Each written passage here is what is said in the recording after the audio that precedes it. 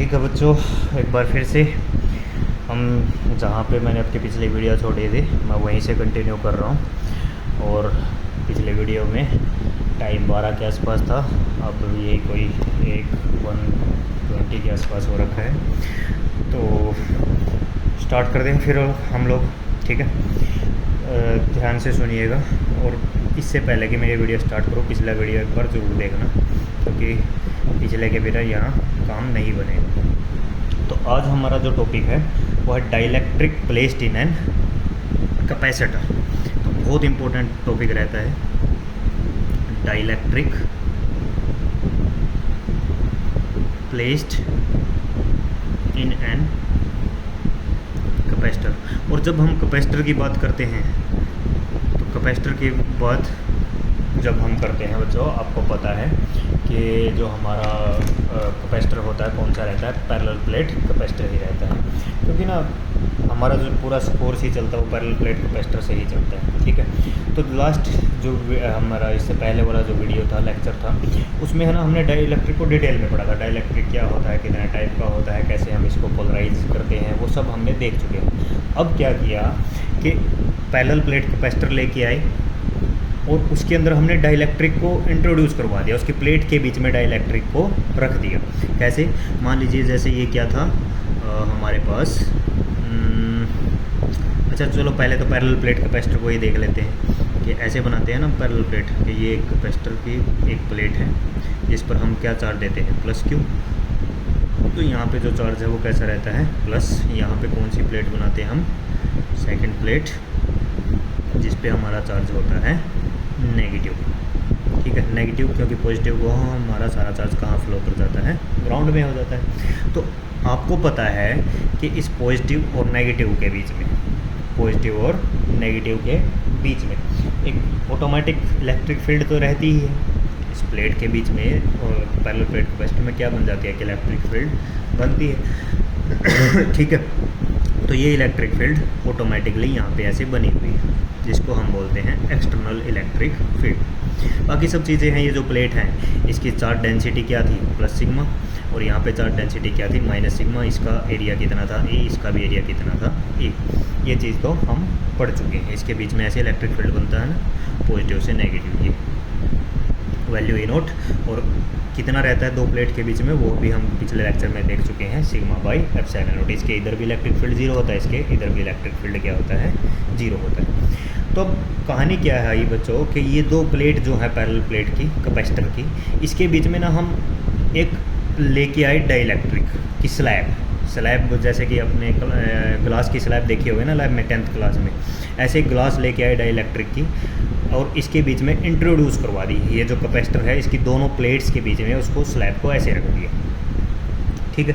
क्या कहानी है कि ये मेरे पास पहली प्लेट है, इसका चार्ज हम कैपेसिटर की पॉजिटिव, ठीक है। और यहाँ पे दूसरी प्लेट है नेगेटिव। पहली प्लेट थी, ये दूसरी प्लेट है, इस पे चार्ज कैसा रहता है, नेगेटिव, अंदर की तरफ। बाहर की तरफ पॉजिटिव कहाँ पे चला गया, ग्राउंड में चला गया, ठीक है। इस पॉजिटिव और नेगेटिव की वजह से यहाँ पे क्या बनी हुई है, एक ऑलरेडी इलेक्ट्रिक फील्ड, जिसको हम बोल रहे हैं एक्सटर्नल इलेक्ट्रिक फील्ड, और डिनोट कर रहे हैं ई नोट से। वैल्यू कितनी रहती है, सिग्मा बाई एप्सिलॉन नॉट। बाकी यहाँ की चार्ज डेंसिटी प्लस सिग्मा, यहाँ की चार्ज डेंसिटी माइनस सिग्मा। तो अब इन प्लेट के बीच में हमने क्या किया कि एक डाइलेक्ट्रिक की स्लैब लेके आए और उसको इंट्रोड्यूस करवा दिया। ये ऐसे डाइलेक्ट्रिक की हम क्या लेके आए, स्लैब, और इस कैपेसिटर की दोनों प्लेट्स के बीच में हमने ऐसे रख दिया, ठीक है। और मान लीजिए कि जो ये डाइलेक्ट्रिक मैं लेके आया हूँ ये नॉन पोलर है, पोलर भी हो सकता है। मैंने मान लिया कि मैं कैसा डाइलेक्ट्रिक लेके आया हूँ, नॉन पोलर। नॉन पोलर के केस में आपको पता है मॉलिक्यूल कैसे रहते हैं, ऑलरेडी स्टार्टिंग में तो कैसे रहते हैं, नेगेटिव और पॉजिटिव चार्ज कंसाइड करते हैं। लेकिन क्योंकि बाहर से इलेक्ट्रिक फील्ड लगा हुआ है इन प्लेट्स के बीच में, तो उसकी वजह से वो मॉलिक्यूल के जितने भी मॉलिक्यूल हैं नॉन पोलर के, उनके पास अपना क्या आ जाता है, एक डाइपोल मोमेंट आ जाता है। वो कुछ इस तरीके से दिखते हैं, ये एक नेगेटिव, ये एक पॉजिटिव, यहाँ पे ये नेगेटिव पॉजिटिव, ऐसे दिखते हैं हम, नेगेटिव पॉजिटिव नेगेटिव पॉजिटिव। चलो मैं तीन तीन बना रहा हूँ, नेगेटिव पॉजिटिव, ऊपर भी समझ लेना तीन है, ठीक है। ये ऐसे negative positive, negative positive, negative positive, ऐसे हमारे पास इसके अंदर मॉलिक्यूल फील्ड है डाइलेक्ट्रिक के, ठीक है।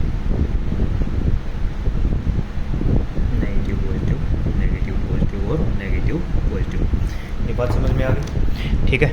ये ऐसे ही क्यों गए हैं, क्योंकि इलेक्ट्रिक फील्ड ने पॉजिटिव चार्ज को इस डायरेक्शन में धकेला मॉलिक्यूल को, और इनको नेगेटिव को इस डायरेक्शन में, यानी इसको क्या कर दिया है, पोलराइज कर दिया, ठीक है। तो सबसे पहले तो एक छोटी सी बात यहाँ पे ये आती है कि जब, अच्छा पहले तो मुझे ये बताओ, ये जो हमारा सबसे पहले ये जो हमारा पैरेलल प्लेट कैपेसिटर है, जब इसके बीच में एयर थी, दोनों प्लेट के बीच में एयर थी, मतलब हमने ये डाइलेक्ट्रिक इंट्रोड्यूस नहीं करवाया था, तब इसकी कैपेसिटी कितनी रहती है।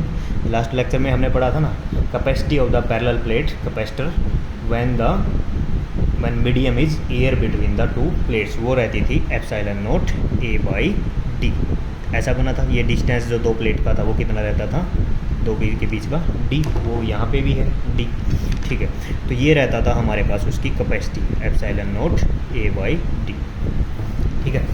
अब देखेंगे कि जब हमने इसी पैरेलल प्लेट कैपेसिटर के दो प्लेट्स के बीच में एक डाइलेक्ट्रिक की स्लैब हमने इंट्रोड्यूस करवा दी है, तो क्या इस कैपेसिटी पर कुछ इफेक्ट पड़ता है, क्या कैपेसिटी चेंज होती है, क्या इंक्रीज़ कर जाती है, क्या डिक्रीज़ करती है, या फिर सेम रह जाती है। बात समझ में आई ना मैं क्या कह रहा हूँ, कि जब एयर के साथ इस पैरेलल प्लेट कैपेसिटर की कैपेसिटी चार्ज को स्टोर करने की ये थी, तो जब इसी पैरेलल प्लेट कैपेसिटर की दोनों प्लेट के बीच में मैंने ये डाइलेक्ट्रिक जब इंट्रोड्यूस करवाया, तो इस कैपेसिटर की, पैरेलल प्लेट कैपेसिटर की कैपेसिटी इंक्रीज होगी, डिक्रीज होगी, या फिर सेम रहेगी, ये क्वेश्चन है। पहली बात तो ये मैं देखना चाह रहा हूँ, ठीक है। तो वही रहेगा डाइलेक्ट्रिक प्लेस्ड इन कैपेसिटर। वैसे मैं आपको रिजल्ट के लिए बता देता हूँ कि एक साइंटिस्ट थे फैराडे, कौन थे, फैराडे साहब ने ये बोला था कि जब हम एक डाइलेक्ट्रिक स्लैब को पैरेलल प्लेट कैपेसिटर की प्लेट में इंट्रोड्यूस करवाते हैं, और स्लैब कुछ इस तरीके से आपने रखना कि वो इसके कंप्लीट प्लेट के बीच में कंप्लीट एरिया को कवर कर ले, ये नहीं कि सिर्फ इतना सा स्लैब रख दिया और यहाँ पे इसकी प्लेट के बीच में गैप रह गया और डाइलेक्ट्रिक और प्लेट्स के बीच में, ऐसे कंप्लीट एरिया को क्या कर ले, कवर कर ले, तो इसकी कैपेसिटी इंक्रीज कर जाती है। पैरेलल प्लेट कैपेसिटर की कैपेसिटी क्या कर जाती है, इंक्रीज कर जाती है, चार्ज का स्टोर करने की कैपेसिटी इंक्रीज कर जाती है कैपेसिटर डाइलेक्ट्रिक को इंट्रोड्यूस करने से, ठीक है। अब वो कैसे कर जाती है वो अब हम देखेंगे, और क्या चीज़ देखेंगे कि इलेक्ट्रिक फील्ड पर क्या इफेक्ट पड़ता है। ये जो हमने बाहर से एक्सटर्नल इलेक्ट्रिक फील्ड लगा के रखा था, अब डाइलेक्ट्रिक स्लैब को इंट्रोड्यूस करने से इस पर क्या इफेक्ट हुआ, ये हम देखने वाले हैं। कैपेसिटी के बारे में देखने वाले, इलेक्ट्रिक फील्ड के बारे में देखने वाले हैं, और हम देखने वाले हैं कि इन दो प्लेट के बीच में जो पोटेंशियल होता है उस पर क्या इफेक्ट होता है। तो ये सब चीज़ें हम फाइंड आउट करेंगे, ठीक है ना बेटा, कि जब पैरेलल प्लेट की कैपेसिटर की दो प्लेट्स के बीच में एक डाइलेक्ट्रिक स्लैब को हमने इंट्रोड्यूस करवाया, तो उसकी कैपेसिटी पर क्या इफेक्ट हुआ, उसकी इलेक्ट्रिक फील्ड पर क्या इफेक्ट हुआ, उसके पोटेंशियल पर क्या इफेक्ट हुआ, उसकी चार्ज डेंसिटी पर क्या इफेक्ट हुआ, ये सब चीज़ें हम देखने वाले हैं। पहले एक छोटी सी बात कि ये हमें ऐसा करना ही क्यों पड़ा, ऐसा कि जब से सब चीज़ें सब कुछ बहुत अच्छी चल रही थी, ये पॉजिटिव नेगेटिव चार्ज था, कैपेसिटी आ रही थी, तो क्यों हमने इसके बीच में डाइलेक्ट्रिक की प्लेट को इंट्रोड्यूस करवा दिया, डाइलेक्ट्रिक की स्लैब को इंट्रोड्यूस करवाया। उसका रीज़न ये है बच्चों, ये देखो ये पॉजिटिव चार्ज है और ये कैसा चार्ज है, नेगेटिव चार्ज। तो ये पॉजिटिव और नेगेटिव प्लेट्स एक दूसरे को क्या करती हैं, अट्रैक्ट करती हैं। क्या करती हैं, अट्रैक्ट। अगर अट्रैक्ट करेंगी तो एक दूसरे के साथ आके चिपक जाएंगी, और चिपक गई तो ये पॉजिटिव और नेगेटिव चार्ज एक दूसरे को क्या कर देंगे, न्यूट्रलाइज कर देंगे, और कैपेसिटर की कहानी ही क्या हो जाएगी, फिनिश्ड हो जाएगी। कैपेसिटर क्या हो जाएगा, फिनिश्ड, कैपेसिटर रहेगा ही नहीं। पॉजिटिव और नेगेटिव प्लेट्स क्या करेंगे, एक दूसरे को अट्रैक्ट, ये चार्ज एक दूसरे को न्यूट्रलाइज करेंगे, और कैपेसिटर क्या हो गया, ख़त्म। तो इस प्रॉब्लम से बचने के लिए कि ये प्लेट एक दूसरे को क्या ना करे, अट्रैक्ट ना करे, पॉजिटिव और नेगेटिव चार्ज एक दूसरे को इंटरेक्ट ना करे, हमने इसके बीच में उठा के क्या रख दी, एक डाइलेक्ट्रिक की स्लैब रख दी। अब ये प्लेट एक दूसरे को क्या नहीं कर सकती, मतलब एक दूसरे को अट्रैक्ट नहीं कर सकती, एक दूसरे के साथ चिपक नहीं सकती। या तो हम क्या करें कि ये डाइलेक्ट्रिक स्लैब ना डालें, यहाँ इन दोनों को पकड़ के बैठे, ये लो मैं इसको इधर से पकड़ूँ, इसको इधर से पकड़ूँ, नहीं जाने दूंगा, नहीं जाने दूंगा, नहीं जाने दूंगा, ऐसे रहे। या फिर क्या करें, कोई और तरीका, ये कोई नट बोल्ट लेके आएँ और इनको ऐसे यहीं पे टाइट कर दें कि यहीं पे रुक जाएं। लेकिन उससे बेटर तरीका क्या होता है कि ये हम क्या करें, दो प्लेट के बीच में क्या रख दें, एक डाइलेक्ट्रिक की स्लैब, ताकि ये एक दूसरे से क्या रहें, दूर दूर रहें। तो ये तो रीज़न हुआ किसका, डाइलेक्ट्रिक को इंट्रोड्यूस करने का दो प्लेट्स के बीच में। अब इस डाइलेक्ट्रिक के इंट्रोड्यूस करने से इन सब चीज़ों पे क्या इफेक्ट हुआ, कैपेसिटी पे क्या इफेक्ट हुआ, पैरेलल प्लेट कैपेसिटर की, इलेक्ट्रिक फील्ड पे क्या इफेक्ट हुआ, वोल्टेज पर क्या हुआ, वो सब हम अभी देखते हैं। अच्छा, तो स्टार्ट करते हैं। सबसे पहले तो बच्चों एक चीज़ देखो, ये कैसा, ये जो हमारे जो पोलर मॉलिक्यूल हैं, ये नेगेटिव पॉजिटिव और नेगेटिव पॉजिटिव ऐसे बने हुए हैं, ठीक है। तो यहाँ पे जो ये पॉजिटिव चार्ज है और यहाँ पे जो नेगेटिव है, क्या ये अपना खुद का इलेक्ट्रिक फील्ड नहीं बनाएंगे? बिल्कुल बनाएंगे। इलेक्ट्रिक फील्ड की डायरेक्शन क्या, एक मॉलिक्यूल की वजह से एक छोटा सा अपना इलेक्ट्रिक फील्ड बनाने का, ऐसे पॉजिटिव नेगेटिव अंदर। ऐसे ही नेक्स्ट मॉलिक्यूल है वो भी अपना इलेक्ट्रिक फील्ड बना लेगा, ठीक है। ऐसे ही जो थर्ड मॉलिक्यूल है वो भी बना लेगा। सब जितने भी मॉलिक्यूल है सब ने अपना अपना क्या बना लिया, इलेक्ट्रिक फील्ड बना लिया। और किसके डायरेक्शन में, जो हमने बाहर से एक्सटर्नल इलेक्ट्रिक फील्ड ये इस डायरेक्शन में अप्लाई की हुई थी, उसके अपोजिट डायरेक्शन में। तो इनकी सबकी इलेक्ट्रिक फील्ड क्या हुई, ऐड हुई। तो इसके अंदर ना एक इलेक्ट्रिक फील्ड इंड्यूस हो जाती है, और जो इलेक्ट्रिक फील्ड इंड्यूस होती है वो उसकी डायरेक्शन क्या रहती है, जो हमारी बाहर से इलेक्ट्रिक फील्ड हमने लगाई थी उसके अपोजिट डायरेक्शन में। तो इसको हम लिखते हैं इलेक्ट्रिक फील्ड इंड्यूस्ड, EI, ठीक है। ये क्या लिखा था, E नोट। E नोट क्या है, एक्सटर्नल इलेक्ट्रिक फील्ड,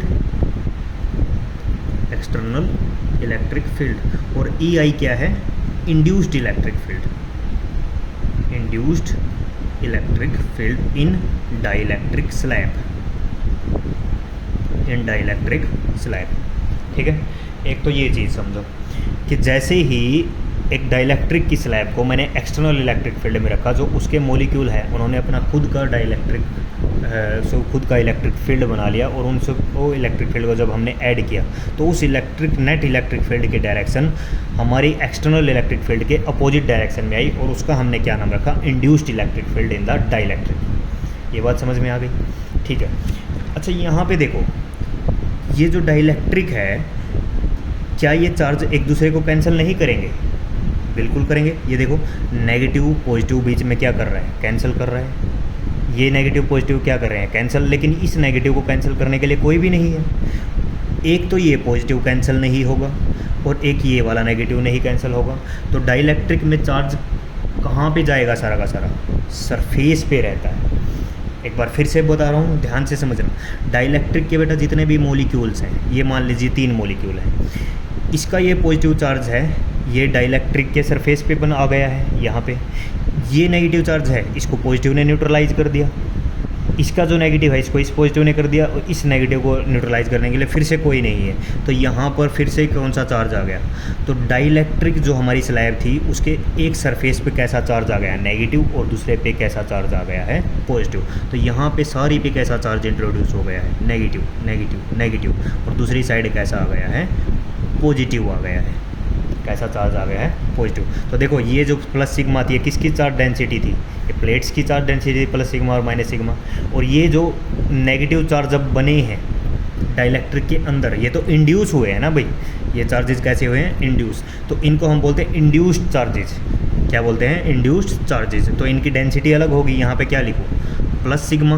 अच्छा, ये माइनस है ना, माइनस चार्ज आया है यहाँ पे, तो माइनस लिख देता हूँ इसको, माइनस सिग्मा आई, ठीक है। क्या है ये, induced charge density, induced charge density. और ये यहाँ पे क्या है, प्लस सिग्मा आई, प्लस सिग्मा आई, यानी इंड्यूस्ड चार्ज डेंसिटी। तो एक बात तो हमें ये समझ में आई कि डाइलेक्ट्रिक के अंदर, डाइलेक्ट्रिक के अंदर कोई भी चार्ज नहीं होता है, कोई भी चार्ज नहीं होता है। सारा का सारा चार्ज कहाँ पर इंट्रोड्यूस होता है, सारा का सारा चार्ज डाइलेक्ट्रिक के सरफेस पर इंट्रोड्यूस हो जाता है। देखो कितनी मतलब कमाल की बात है कि हमने जो डाइलेक्ट्रिक है उसको कहाँ पे डाला था, वॉल्यूम में डाला था। किसके वॉल्यूम में, ये पैरेलल प्लेट कैपेसिटर, ये कैपेसिटर की 2 प्लेट थी ना ऐसे, इनके बीच में हमने क्या डाला है, इसको डाइलेक्ट्रिक को डाला है, ठीक है। लेकिन वॉल्यूम में डालने के बाद जो डाइलेक्ट्रिक है उस पर खुद पर चार्ज कहाँ पे आया, सरफेस पर आया।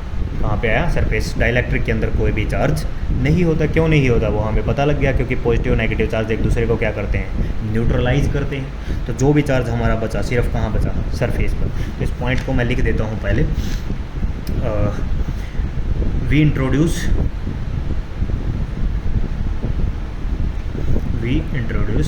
Dielectric slab in the volume of parallel plate capacitor. Volume में हमने दो कैपेसिटर की जो प्लेट है उसके बीच में लेके आए थे ना डाइलेक्ट्रिक को। We introduce dielectric slab in the volume of parallel plate capacitor, but charges on dielectric induces on surface. And अगर सारा का सारा चार्ज कहाँ पे इंट्रोड्यूस हुआ है डाइलेक्ट्रिक में, सरफेस पर, तो इसने क्या बना लिया अपनी surface charge density and formed density of surface. और उस डेंसिटी ऑफ सरफेस को हमने क्या नाम दे दिया है, सिग्मा आई। और सिग्मा आई ये नेगेटिव सिग्मा आई, ये पॉजिटिव सिग्मा आई, यानी surface charge density, induced surface charge density. क्या नाम रखा हमने इसका, इंड्यूस्ड सरफेस चार्ज डेंसिटी। एक तो बात हुई ये वाली, ठीक है। मुझे लगता है ये बात समझ में आप लोगों की आ गई है कि हमने डाइलेक्ट्रिक को पैरेलल प्लेट कैपेसिटर की वॉल्यूम में डाला। वॉल्यूम में डालने से क्या हुआ कि जो चार्जेज हैं वो कहाँ पे इंड्यूस हो गए हैं डाइलेक्ट्रिक पे, उसके सरफेस पर इंट्रोड्यूस हुए हैं। And inside the dielectric there is no charge because negative and positive charge cancel each other, hence only density formed is कौन सी, इंड्यूस्ड सरफेस चार्ज डेंसिटी, ठीक है। दूसरी बात, charge density due to dielectric changes.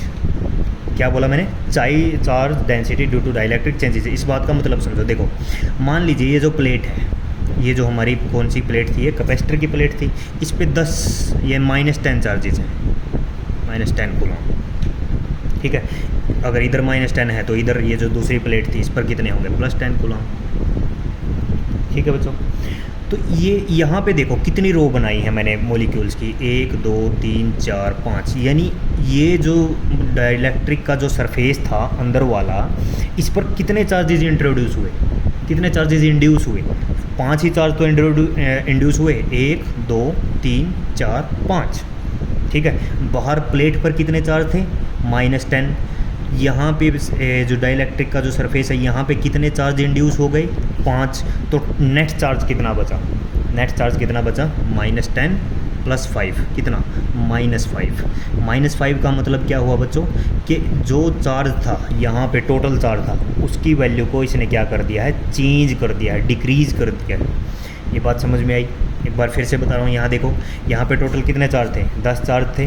और यहाँ पे कौन सा चार्ज, कितने चार्ज आ गए थे, नेगेटिव। सरफेस पे आते हैं ना चार्ज डाइलेक्ट्रिक की वजह से, कितने आ गए थे, 1 2 3 4 5, तो 10। और चार्ज कैसा था यहाँ पे, -10 -5, तो कितने चार्ज बचे, 5। पहले चार्ज कितने थे, 10, अब कितने बचे टोटल, 5। तो इस लाइन को हम क्या बोल रहे हैं, charge density due to dielectric changes. अच्छा, ये ऐसा क्यों हो गया कि यहाँ पे बाहर 10 थे तो मैं अंदर 5 ही क्यों ले रहा हूँ। ये तो भाई कोई ऐसा बोल सकता है कि सर आप इसको 10 रोज ले लेते मॉलिक्यूल की, तो इधर भी 10 हो जाते, इधर भी 10 हो जाते, लेकिन ऐसा नहीं होता बच्चों। ये क्या है, डाइलेक्ट्रिक है। देखो अगर ये होता, ये जो स्लैब जो हमने अंदर रखी है अगर होती मेटल की, तो मेटल में तो बहुत अनलिमिटेड करोड़ों फ्री पार्टिकल होते हैं बेटा। उस केस में बाहर जो चार्ज होता और अंदर जो चार्ज इंट्रोड्यूस होता स्लैब पर, वो सेम हो जाता। लेकिन ये डाइलेक्ट्रिक है, डाइलेक्ट्रिक जैसे इसके पास इतने फ्री चार्जेस नहीं हैं जितने बाहर होते हैं मेटल की प्लेट पर। ये मेटल की प्लेट है ना, अंदर क्या है, डाइलेक्ट्रिक, तो इसके पास कम चार्जेस होते हैं, इसके पास क्या होते हैं, ज़्यादा चार्जेस होते हैं, जिसकी वजह से चार्ज डेंसिटी में क्या आ जाता है, कुछ चेंज आ जाता है। आ गई बात समझ में। तो यहाँ पे अगर 5 बचे तो यहाँ कितने, -5। तो इस लाइन को भी मैं लिख देता हूँ, charge density due to dielectric changes, charge density due to dielectric changes. Charge density due to dielectric changes मतलब ये चार्ज की जो वैल्यू है वो क्या हो गई है, यहाँ पे डिक्रीज हो गई है। अब कितनी डिक्रीज हुई है वो कैसे लिखेंगे हम, ये देखो टोटल चार्ज कितना था हमारा यहाँ पे, ये बाहर वाली जो प्लेट थी उसकी सरफेस चार्ज डेंसिटी कितनी थी, सिग्मा। ठीक है, यहाँ की क्या थी, माइनस सिग्मा। कितने चार्जेस इंड्यूस हो गए थे, सिग्मा आई। ठीक है, तो नेट कितना बचा, नेट चार्ज सिग्मा जो हमारा क्या था, surface charge density of the metal plate, minus ये बड़ा है ना, बड़े में से छोटे को क्या करेंगे, माइनस सिग्मा आई। ये सिग्मा आई क्या है, इंड्यूस्ड सरफेस चार्ज डेंसिटी, किसके अंदर, डाइलेक्ट्रिक के अंदर। ये किसके इक्वल होगा, सिग्मा नेट। ये बात समझना ज़रा एक बार फिर से। बाहर कितने थे, 10 सरफेस चार्ज डेंसिटी, मतलब सरफेस पर कितने चार्जेस थे, 10 थे। अंदर मान लीजिए कितने, 5। तो जो नेट चार्ज बचा 10 माइनस 5, तो कितना बचा, 5 ही बचा ना। तो बड़े में से छोटे को हमने क्या किया है, माइनस। तो जो सिग्मा ओरिजिनल चार्ज डेंसिटी, ये क्या है, चार्ज डेंसिटी इंड्यूस्ड, किसके इक्वल बचा, नेट सरफेस चार्ज डेंसिटी। ठीक है, तो एक तो ये रिलेशन जो हमने लिखा है, क्या मतलब हुआ इसका, यही तो है, charge density due to dielectric changes या डाइलेक्ट्रिक डिक्रीजेज। मतलब डाइलेक्ट्रिक को इंट्रोड्यूस करने से जो हमारी सरफेस जो प्लेट होती है ना, इसकी कंडक्टर की या कंडक्टर की बोला कैपेसिटर की, वहाँ पे कुछ चार्जेस डिक्रीज़ कर जाते हैं। ठीक है, उस प्लेट पर चार्जेस क्या हो जाते हैं, कुछ डिक्रीज़ कर जाते हैं। अब एनसीईआरटी की बुक में ये गिवन है कि ये सिग्मा आई जो है, कि डाइलेक्ट्रिक जो है हमारे पास, डाइलेक्ट्रिक की जो प्लेट है अपने स्लैब इंट्रोड्यूस करवाई है, इसमें कितने चार्जेस इंट्रोड्यूस हुए हैं, यानी वो आपसे निकलवाना चाह रहा है इंड्यूस सरफेस चार्ज, इसकी वैल्यू पूछ रहा है कि इसको कैसे निकालेंगे कि कितने चार्ज इसके अंदर इंड्यूस हुए हैं, वो भी मैं बताता हूँ। लेकिन उससे पहले ज़रा इलेक्ट्रिक फील्ड पर आ जाइए फिर से। ठीक है, इलेक्ट्रिक फील्ड के बारे में हमने क्या पढ़ा था, एक्सटर्नल इलेक्ट्रिक फील्ड हमारी इस डायरेक्शन में है, और इसी एक्सटर्नल इलेक्ट्रिक फील्ड की वजह से ये जो डाइपोल है, डाइपोल के जो, सॉरी डाइपोल बोल रहा हूँ मैं, डाइलेक्ट्रिक है, इसके जो मॉलिक्यूल है सब के सब क्या हो गए हैं, पोलराइज, और पोलराइज होकर इन्होंने अपना एक इंड्यूस्ड इलेक्ट्रिक फील्ड बना लिया है एक्सटर्नल इलेक्ट्रिक फील्ड के अपोजिट डायरेक्शन में।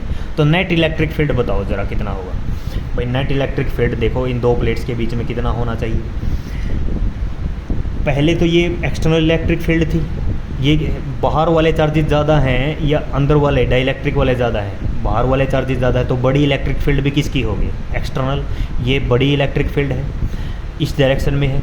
छोटी वाली इलेक्ट्रिक फील्ड इंड्यूस जो हुई है वो इसके अपोजिट डायरेक्शन में, तो नेट इलेक्ट्रिक फील्ड कितना, ई नोट माइनस ई आई। तो यानी अब जो इलेक्ट्रिक फील्ड जो बची दो प्लेट्स के बीच में, वो क्या बनी, टोटल में से जो बाहर हमने लगाई थी उसमें से अंदर वाली क्या कर दी, माइनस, क्योंकि दोनों एक दूसरे के क्या हैं, अपोजिट डायरेक्शन में है। तो हेंस इलेक्ट्रिक फील्ड देखो क्या रिलेशन में लिख रहा हूँ, E net between the plates, E net between the plates is equal to E not external electric field minus E induced. ठीक है ना, net electric field between the plates is equal to external electric field applied minus induced electric field. तो देखो बच्चों, मान लीजिए ये electric field पर क्या इफेक्ट पड़ा है, ये डिक्रीज हुई है या इंक्रीज हुई है। यहाँ से देखो, मान लीजिए जो हमने बाहर से जो एक्सटर्नल इलेक्ट्रिक फील्ड लगाई थी, बड़ा चार्ज की वजह से बड़ी फील्ड थी, तो मान लीजिए ये एक्सटर्नल इलेक्ट्रिक फील्ड थी हमारे पास 10 न्यूटन पर कूलम, वैसे को एग्जांपल दे रहा हूँ 10 न्यूटन पर कूलम। सामने से जो छोटी इलेक्ट्रिक फील्ड इंट्रोड्यूस हुई है, क्योंकि यहाँ चार्जेस कम है, उसकी वजह से अंदर की तरफ जो डाइलेक्ट्रिक इलेक्ट्रिक फील्ड इंट्रोड्यूस हुई, मान लीजिए वो हो गई 5 न्यूटन पर कूलम। तो हमारी जो नेट इलेक्ट्रिक फील्ड जो बची दो प्लेट के बीच में 10 माइनस 5 कितना आया, 5 न्यूटन पर कूलम। इसका मतलब हमने बाहर से अप्लाई 10 न्यूटन पर कूलम करी थी, डाइलेक्ट्रिक प्लेट के इंट्रोड्यूस होने की वजह से वो इलेक्ट्रिक फील्ड कितनी रह गई, 5 न्यूटन पर कूलम। मतलब डाइलेक्ट्रिक फील्ड क्या हो गई, इलेक्ट्रिक फील्ड डिक्रीज हो गई। तो बहुत इंपॉर्टेंट रिजल्ट है ये, कि कई बार पूछ लिया जाता है कि जब हम पैरेलल प्लेट कैपेसिटर में कि दो प्लेट्स के बीच में एक डाइलेक्ट्रिक की स्लैब को इंट्रोड्यूस करवाते हैं, तो इलेक्ट्रिक फील्ड पर क्या इफेक्ट होता है, इलेक्ट्रिक फील्ड हमेशा क्या कर जाती है, डिक्रीज कर जाती है। ठीक है, तो वही हमने रिजल्ट लिखा है, E net between the plate is equal to external electric field minus induced electric field in the dielectric. ठीक है बेटा, ये रिजल्ट याद रहेगा। एक बात तो हमें समझ में आ गई। अच्छा, आपकी बुक में ना ये जो मैंने लिखा है E net between the plate, ये कौन सी वैल्यू है, reduced value of the electric field. Book में ऐसे लिखा मिलेगा आपको, reduced value of electric field. मतलब जो इलेक्ट्रिक फील्ड की वैल्यू क्या हो गई है, घट के आई है। पहले जो हमने अप्लाई की थी 10 न्यूटन पर कूलम, अंदर जो इंड्यूस हुई थी 5 न्यूटन पर कूलम, तो इसमें से इसको माइनस किया तो घट के जो प्लेट के बीच में इलेक्ट्रिक फील्ड आई वो कितनी, 5 न्यूटन पर कूलम। तो इसी को reduced value of electric field भी बोला जाता है। तो इस रिजल्ट को मैं लिख देता हूँ, when a dielectric slab is introduced between the plates of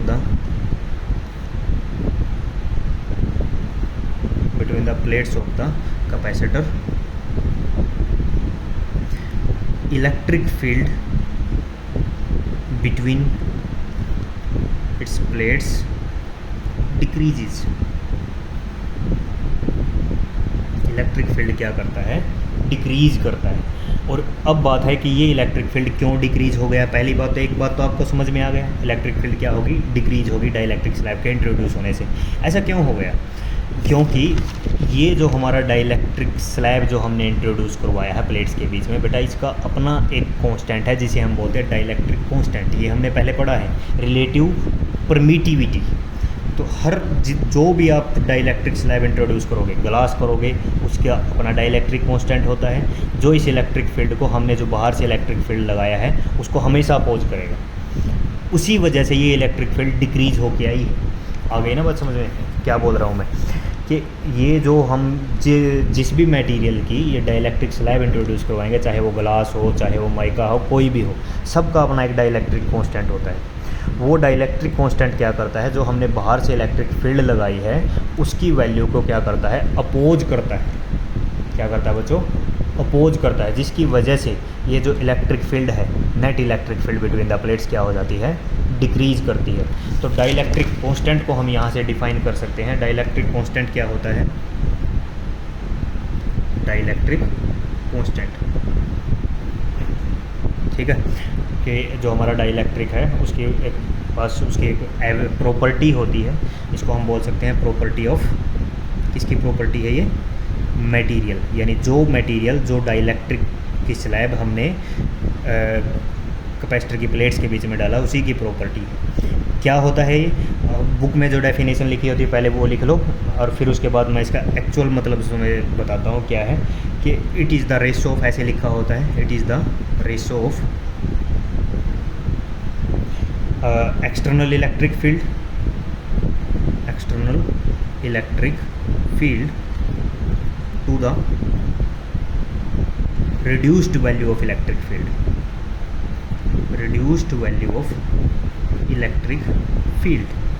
मतलब क्या, कि डाइलेक्ट्रिक कांस्टेंट होता है, क्या क्या होता है, it is the ratio of external electric field, जो हमने बाहर से लगाई थी। क्या लगाई थी बेटा हमने, E not divide by to the reduced value of electric field. कौन सी रिड्यूस्ड वैल्यू, जो हमारी क्या आई थी, E net between the plates, वो ई लिख दो इसको, ठीक है।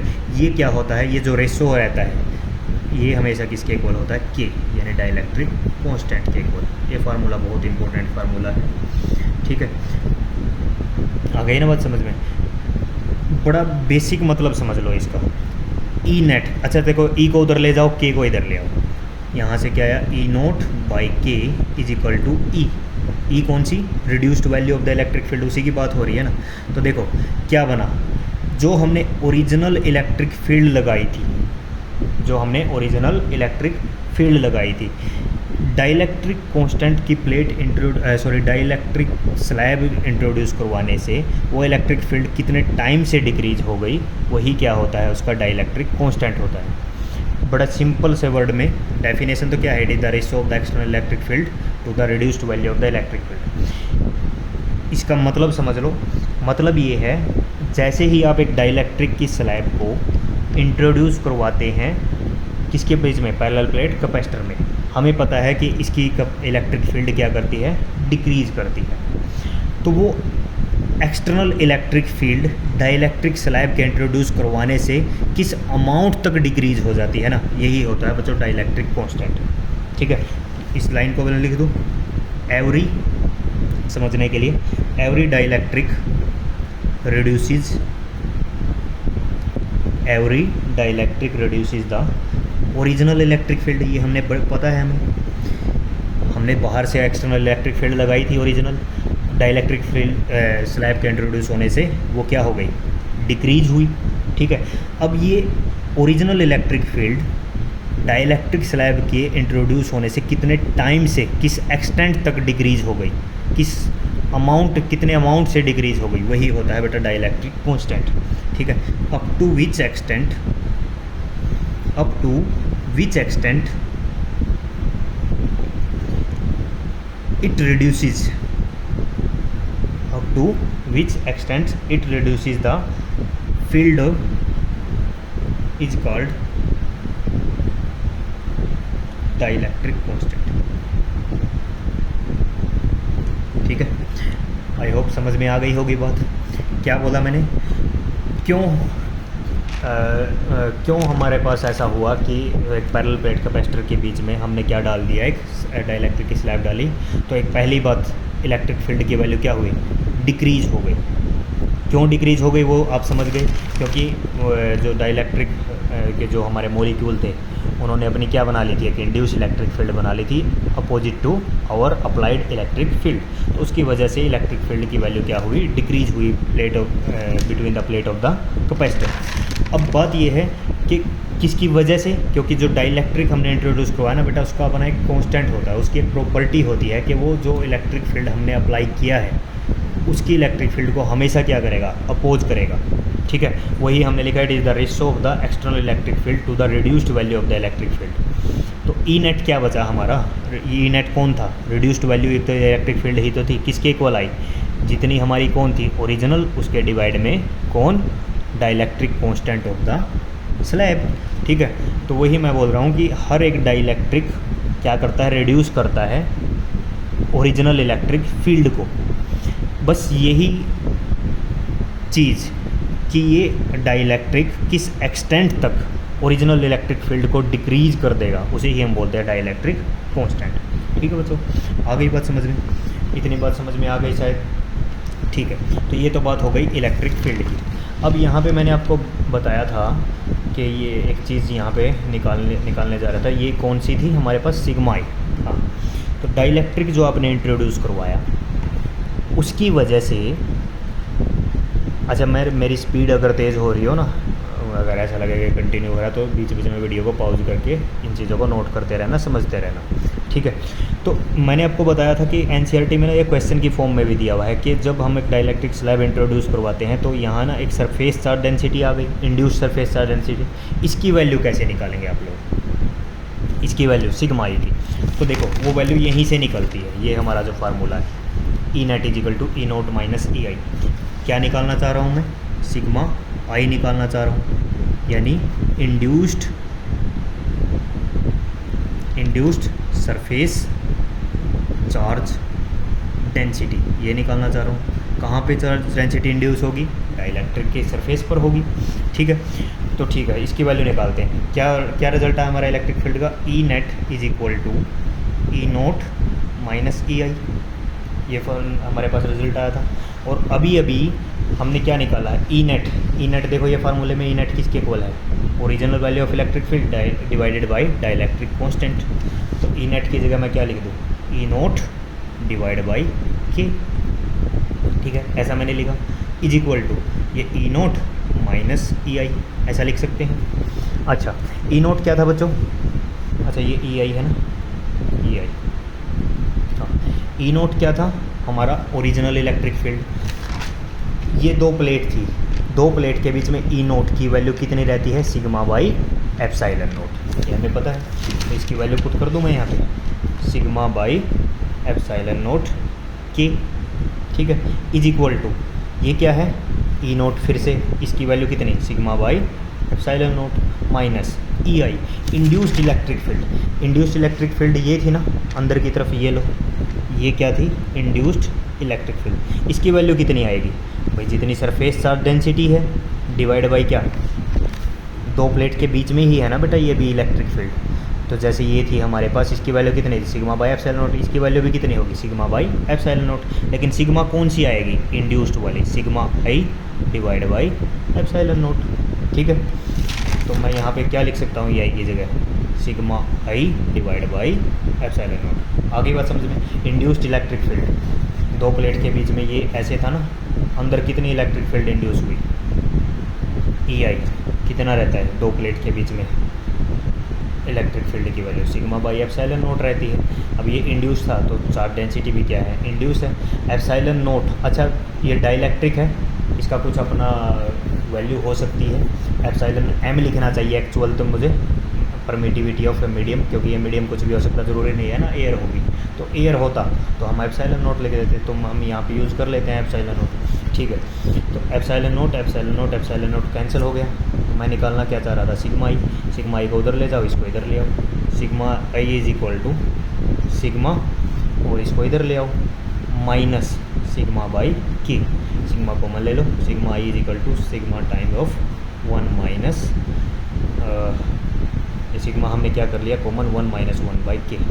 तो ये देखो इतनी चार्ज डेंसिटी क्या होती है, इंड्यूस्ड होती है किसके अंदर, किसके सरफेस पर, डाइलेक्ट्रिक के सरफेस पर। क्या, it is the induced surface charge density is equal to original surface density multiply by 1 minus 1 by K. ये बात समझ में आ गई बच्चों, ठीक है।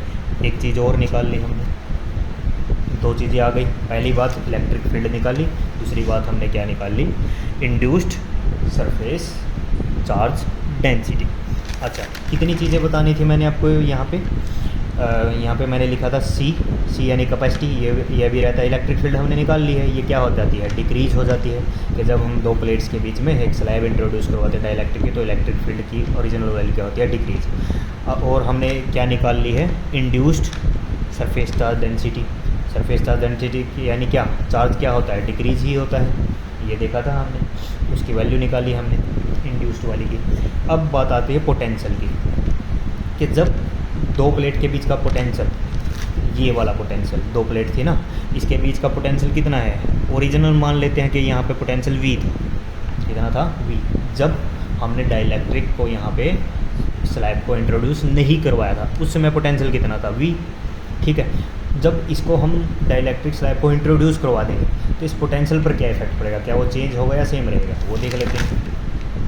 देखो अच्छा, पोटेंशियल इफेक्ट ऑन पोटेंशियल,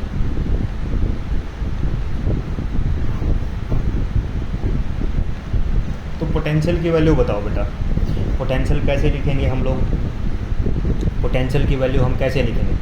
अच्छा पोटेंशियल को, ओरिजिनल पोटेंशियल को मैं V नोट लिख दूँ क्या, क्योंकि देखो मैं ओरिजिनल इलेक्ट्रिक फील्ड को क्या लिख रहा हूँ, जो हमने अप्लाई की थी E नोट, तो पोटेंशियल को भी हम क्या डिनोट कर देते हैं, मान लीजिए V नोट। V नोट किसके इक्वल रहता है बच्चों, हमें पता है किसके इक्वल रहता है original potential, electric field multiply by distance, ऐसा ही रहता है ना, electric field multiply by distance, E note multiply by D. ये कब था फार्मूला वैलिड, जब तक हमने डाइलेक्ट्रिक स्लैब इंट्रोड्यूस नहीं की थी, विदाउट डाइलेक्ट्रिक स्लैब। इसमें तो किसी को दिक्कत नहीं है ना, पोटेंशियल की वैल्यू ये कैसे आ गई, dV क्या होता है, E डॉट डी आर होता है ना, तो देखो इलेक्ट्रिक फील्ड भी इस डायरेक्शन में है, ये इधर और ये इधर मान लो, और dr डिस्टेंस भी इसी डायरेक्शन में है, तो दोनों के बीच का एंगल कितना है, 0 है, तो इसीलिए cos 0 कितना होता है 1, तो ये क्या आ गया E डॉट डी आर। लेकिन ये पोटेंशियल की वैल्यू कब आई थी, जब तक हमने क्या इंट्रोड्यूस नहीं करवाया था, जब तक हमने डाइलेक्ट्रिक स्लैब को इंट्रोड्यूस नहीं करवाया था, तब तक पोटेंशियल की वैल्यू ये थी।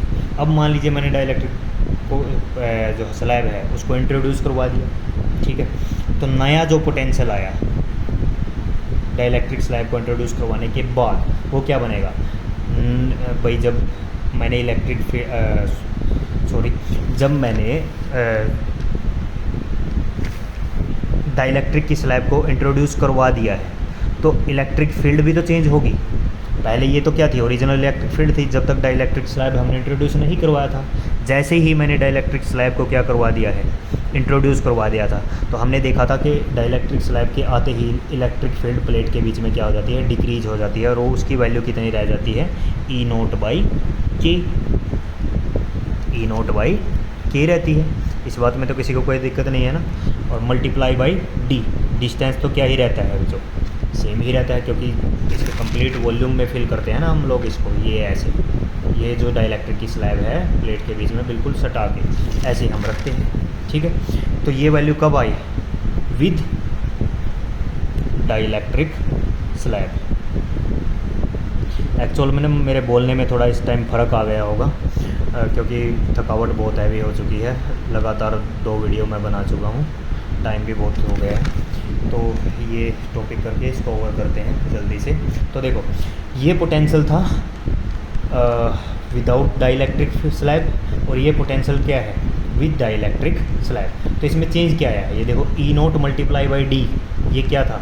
ये पोटेंशियल नहीं था। तो V is equal to V naught divide by K. देखो बच्चों, क्या पोटेंशियल भी डिक्रीज कर गया है? क्या बिल्कुल कर गया है। और ये जो नया जो पोटेंशियल आया डाइलेक्ट्रिक स्लैब के इंट्रोड्यूस करने से, वो ओरिजिनल पोटेंशियल के कितने टाइम है? 1/k टाइम है। तो कितने टाइम से डिक्रीज़ हो गया है? k टाइम से वो क्या हो गया है? डिक्रीज हो गया है। तो बच्चों, इलेक्ट्रिक फील्ड भी डिक्रीज करती है डाइलेक्ट्रिक स्लैब के इंट्रोड्यूस होने से, और पोटेंशियल भी क्या करता है? डिक्रीज करता है। तो इस पॉइंट को भी लिख दूँ मैं, जैसे हमने लिखा था ना यहाँ पे इलेक्ट्रिक फील्ड के लिए, when dielectric slab is introduce between the plate to the capacitor, electric field between the plates decreases. इसी तरीके से ये कहानी तो अपने आप ही लिख लेना, मैं डायरेक्ट लिख रहा हूँ। Potential between plates also decreases when we introduced dielectric between the plates लिख लेना इसको, ठीक है। Potential between the plate also decreases when we introduce dielectric between the plates. तो नए पोटेंशियल की वैल्यू क्या आई? वी नोट बाई के। जैसे इलेक्ट्रिक फील्ड की वैल्यू क्या आ गई थी? ई नोट बाई के। तो ये 2 चीज़ें हमने देख ली, 3 चीज़ें यहाँ पे देखो। ये चार्ज डेंसिटी हमने निकाल ली है, इलेक्ट्रिक फील्ड हमने निकाल ली है, डिक्रीज हो जाती है, ये भी डिक्रीज हो जाती है, ये भी डिक्रीज हो जाती है। अब कैपेसिटी देखो, कैपेसिटी फैराडे साहब ने क्या बोला था कि जब हम एक डाइलेक्ट्रिक की स्लैब इंट्रोड्यूस करवाते हैं पैरेलल प्लेट कैपेसिटर के बीच में, तो इस पैरेलल प्लेट कैपेसिटर की चार्ज करने की कैपेसिटी इंक्रीज कर जाती है। और ये बहुत बड़ा एडवांटेज है बेटा। अभी तक जितने भी हमने चीज़ें पढ़ी है ना, electric field, potential, surface charge density, इन सब में सबसे इंपॉर्टेंट क्या चीज़ है? कैपेसिटी। हमारा बेसिक पर्पज़ क्या है? हम क्या चाहते हैं कैपेसिटर से? कि ज़्यादा से ज़्यादा ये चार्जेस क्या कर ले? स्टोर कर ले, जिसकी वजह से हम ज़्यादा चार्जेस को स्टोर कर पाएंगे। तो मतलब थोड़ी सी जगह में हम ज़्यादा इलेक्ट्रिसिटी को क्या करना चाहते हैं? स्टोर करना चाहते हैं। वो कब हो सकता है? जब उसकी कैपेसिटी क्या हो जाए? चार्ज स्टोर करने की बढ़ जाए। और उन्होंने ऐसा देखा, उन्होंने एक्सपेरिमेंट किया और पाया कि जब एक डाइलेक्ट्रिक स्लैब को हमारे पैरेलल प्लेट कैपेसिटर की प्लेट्स के बीच में इंट्रोड्यूस किया जाता है, उस समय इसकी कैपेसिटी क्या हो जाती है? इंक्रीज़ कर जाती है। मतलब इसमें और ज़्यादा चार्ज स्टोर आप क्या कर सकते हैं? स्टोर कर सकते हैं। वो कैसे? वो देख लेते हैं अभी, ठीक है। तो इफेक्ट ऑन कैपेसिटेंस, किस पर इफेक्ट देख रहे हैं हम? कैपेसिटेंस पर इफेक्ट देख रहे हैं। तो देखो बेटा, कैपेसिटेंस का, कैपेसिटी का क्या फार्मूला रहता है? C is equal to q by V original. अच्छा, Q बाई वी नोट बोला था ना हमने इसको, वी नोट क्या था? जब तक हमने डाइलेक्ट्रिक स्लैब को क्या नहीं करवा दिया था? इंट्रोड्यूस नहीं करवा दिया था किसके बीच में? पैरेलल प्लेट कैपेसिटर के बीच में। तब वहाँ पे पैरेलल प्लेट कैपेसिटर का पोटेंशियल कितना था? V naught. तो ये फार्मूला कब वैलिड था? When dielectric slab is not introduced. ये उस समय किसका फार्मूला था? कैपेसिटी का फार्मूला था। C is equal to q by V naught. अब मान लीजिए हमने डाइलेक्ट्रिक स्लैब डाला, ठीक है, तो क्या इफेक्ट होगा? कैपेसिटी पे क्या इफेक्ट? अच्छा, इसको भी C नोट लिख देते हैं। चलो, जब सब चीज़ों को हम नोट लिख रहे हैं, जब तक डाइलेक्ट्रिक स्लैब नहीं डाला था, तो इसको भी क्या लिख दिया? C note. चार्ज तो सेम ही रहेगा, चार्ज तो हमेशा चार्ज ही रहता है, Q। तो C naught is equal to q by V naught. C naught क्या है यहाँ पे? C नोट क्या है? Capacitance of the capacitor when no dielectric is introduced between its plate. Q क्या है? Charge on the positive plate. ये मैंने आपको पहले ही बताया था, charge on positive plate. V naught क्या है? Potential difference, potential difference between plates. ठीक है, और ये सब कहानी कब है? जब तक हमने डाइलेक्ट्रिक को इंट्रोड्यूस नहीं किया था। अब जैसे ही when dielectric is introduced, when dielectric is introduced, the new capacitance या कैपेसिटी बिकम्स, नई कैपेसिटी क्या बन जाएगी? सी से ही डिनोट कर देता हूँ चलो, क्योंकि नई कैपेसिटी कुछ चेंज होके आएगी। क्यू चार्ज तो सेम ही रहेगा, डिवाइड बाई पोटेंशियल पर इफेक्ट पड़ता है। हमने देखा है अभी भी पोटेंशियल पर क्या इफेक्ट पड़ता है, पोटेंशियल कितने टाइम से डिक्रीज होता है। ये देखो, ये क्या वैल्यू आई थी हमारी, V equal to V naught by K, ये इतने टाइम से डिक्रीज हो जाता है। तो ठीक है, तो वी नोट की जगह मुझे क्या लिख देना चाहिए? वी नोट बाई के। इसको ऊपर लेके जाओ, C is equal to K times of Q by V naught, K times of Q by V naught. C is equal to K times of Q by V naught क्या था बेटा? Q by V naught क्या था हमारा? C note. देखो बच्चों, ये बहुत बहुत इम्पोर्टेंट चीज़ है, बहुत हमारे काम की चीज़ है। जब हमने डाइलेक्ट्रिक स्लैब को पैरेलल प्लेट कैपेसिटर के बीच में इंट्रोड्यूस करवा दिया, तो उसकी कैपेसिटी कितने टाइम से इंक्रीज़ कर गई? के टाइम से इंक्रीज़ कर गई।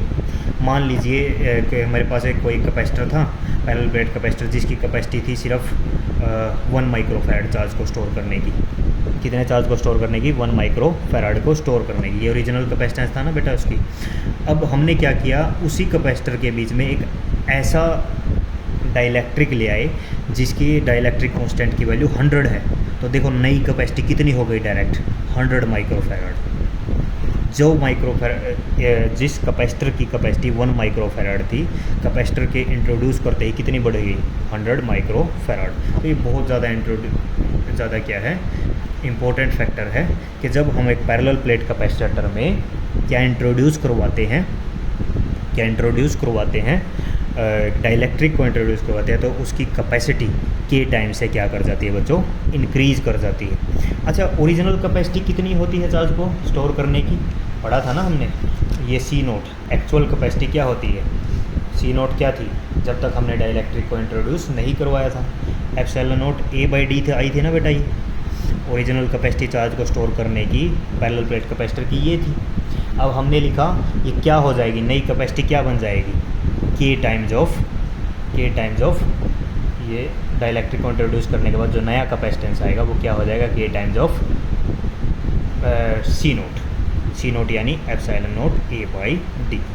तो ये फार्मूला B एक बन के तैयार हो जाता है। एक बहुत इंपॉर्टेंट फार्मूला है कि जब हम एक डाइलेक्ट्रिक कांस्टेंट को, एक डाइलेक्ट्रिक की पैरेलल प्लेट कैपेसिटर में एक डाइलेक्ट्रिक मटेरियल को पुट करते हैं, उसको रखते हैं, तो उसकी कैपेसिटी के टाइम से क्या हो जाती है? इंक्रीज। तो नया फार्मूला क्या बन जाता है? K epsilon note A/D। अच्छा, बुक में ना इसको एक दूसरे तरीके से भी दिखाया होता है। मैंने तो जैसे ये इस तरीके से दिखा दिया, बुक में दिखाने का एक तरीका इसका ये भी है। देखो क्या कैसे निकालता वो इसको। C is equal to q by V naught into K, ये आ गया था ना। ये देखो यहाँ से यही आया गया था ना हमारा, जो नई कैपेसिटी आई थी K times of Q by V naught. तो वो क्या लिखता है? C is equal to q by V naught. V naught को लिखता है, वी नोट क्या होता है? Potential is equal electric field multiply by distance, E naught by D multiply by K, ये ऐसे होता है। ठीक है, तो C की वैल्यू क्या आ गई बच्चों? Q is equal to original electric field कितनी होती है? Sigma by epsilon naught. E naught की वैल्यू कितनी रहती है? सिग्मा बाई एप्सिलॉन नोट रहती है। और सिग्मा को आप कैसे लिख सकते हैं? 1 by epsilon note times of sigma. Sigma क्या होता है? Charge per unit area, charge Q by A, ऐसे लिख सकते हैं ना। E नोट की वैल्यू क्या आ जाती है? Q epsilon naught A। तो Q, अच्छा ये Q ऊपर के लिए था, नीचे के लिए क्या आ जाएगा? Q epsilon naught A multiply by क्या है बच्चों? अच्छा D बचा है हमारा, मल्टीप्लाई बाई D, और ओवरऑल मल्टीप्लाई किससे होगा? K से। तो देख लो, जो जिससे कैंसिल होता है कर दो, क्या बचा ऊपर? C is equal to Q K divide by Q D divide by epsilon naught A, ऐसा बचा ना। इसको ऊपर लेके जाओ, एप्सिलॉन नोट A, ये Q से तो Q क्या हो जाएगा? कैंसिल हो जाएगा। तो क्या बचा, एप्सिलॉन नॉट ए के बाई डी, यही तो है, K epsilon naught A by D C is equal to K times epsilon naught A by D.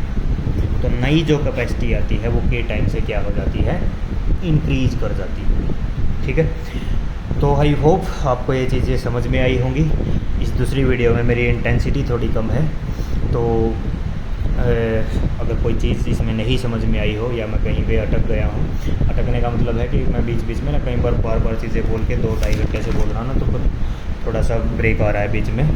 किसी को कोई भी चीज़ ना समझ में आए तो अभी पूछ लेना, क्योंकि चीज़ें बहुत ज़्यादा इंपॉर्टेंट हैं। तो एक बार सारे रिजल्ट को हम समराइज़ कर लेते हैं फिर से, कि जब हम पैरेलल प्लेट कैपेसिटर में डाइलेक्ट्रिक स्लैब को डालते हैं तो उसकी कैपेसिटी इंक्रीज़ कर जाती है के टाइम से। ओरिजिनल कैपेसिटी कितनी होती है, epsilon naught A by D होती है। के टाइम से इंक्रीज़ करने पर नई कैपेसिटी कितनी बनी, के epsilon naught A by D. ठीक है, इसके बेस पे हम न्यूमेरिकल भी करेंगे बाद में, इकट्ठे ही करेंगे सारे न्यूमेरिकल। तो इंपॉर्टेंट फार्मूले हैं, इनको ध्यान में रखना। पोटेंशियल क्या होता है, पोटेंशियल जो ओरिजिनल पोटेंशियल वी नोट होता है वो डिक्रीज होकर कितना हो जाता है, वी नोट बाई के। तो पोटेंशियल भी डिक्रीज करता है डाइलेक्ट्रिक स्लैब के डालने से। इलेक्ट्रिक फील्ड भी क्या हो जाती है, डिक्रीज हो जाती है नोट बाई के। हमने एक टर्म बनाई क्या, डाइलेक्ट्रिक कांस्टेंट, वो हमने क्या कर दी, डिफाइन कर दी। अच्छा, छोटी सी टर्म डाइलेक्ट्रिक ससेप्टेबिलिटी बाकी है, वो नेक्स्ट वीडियो में ही बताऊंगा। ठीक है, अभी क्योंकि मैं बहुत थक चुका हूँ, तो इतना आप जब नेक्स्ट वीडियो में जब भी मैं आपके पास भेजूँगा तो इतनी चीज़ें आपके बिल्कुल टिप्स पे तैयार होनी चाहिए और आपके नोट्स में होनी चाहिए ये सब चीज़ें। ठीक है बेटा, चलिए, थैंक यू।